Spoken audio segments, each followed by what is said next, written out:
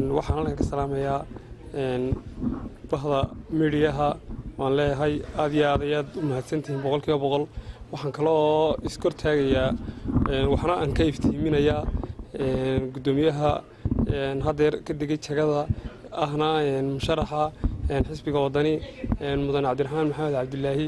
oo aan anigu waxyaabo fara badan shakhsi ahaan ku xasuusan karo maanta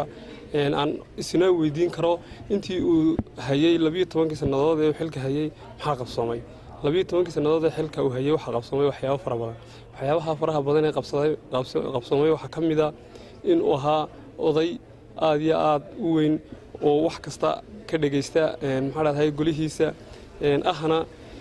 in uu soo dhabaradaygay culays kasta iyo cadaadin kasta oo yimaada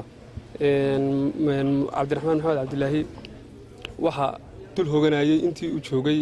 baarlamaanka culays ah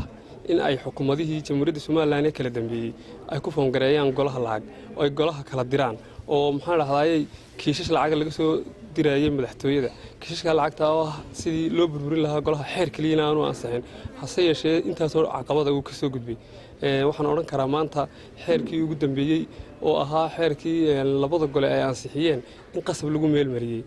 cabdiraxmaan intaas oo dhan oo waxyeelooyina iyo intaas oo dhan oo ay dad ku dhinteen mid walba uu soo dhawaradeegay waxaad ogeydeen in xukuumaddii daahir yaale kaahin ay qafil saaratay golaha baarlamaanka si uu shacbigiisa ugu shaqeeyo ayuu xabad u dhigtay maxaa dhahayay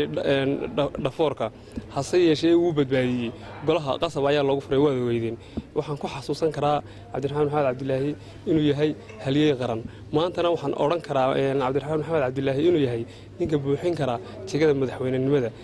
waxaan shacbiga reer Soomaaliland ugu bogaadinayaa in ay cabdiraxmaan maxamed cabdilaahi maanta doortaan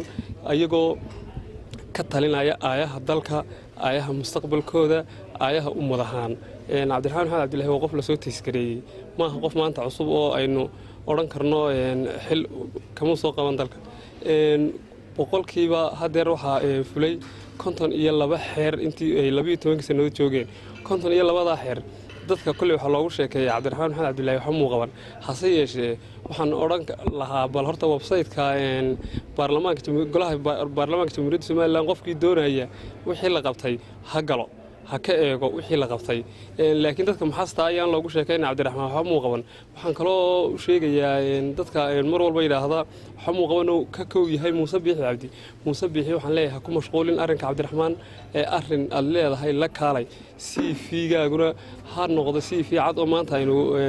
aad ummadda u soo bandhigtay sida cabdiraxmaan ama wax qabadkiisa waxaad ku mashquushaa had iyo jeeraale oo aad tiraahdaa anigu waxaan ahay mujaahid waad ku mahadsan tahay boqolkiiba 90 inaad wadanka maxaa soo difaacday laakiin ha ku mashquulin oo horanaysi waxa sitaasi fi mujaahidiintu qaarna way dhinteen anigu kale shakhsi ahaan waxaan u aqaanaa mujaahid qofkii dhintay aad iyo aad ayaan idin salaamayo assalaamu calaykum waraxmatullaahi wabarakaatuh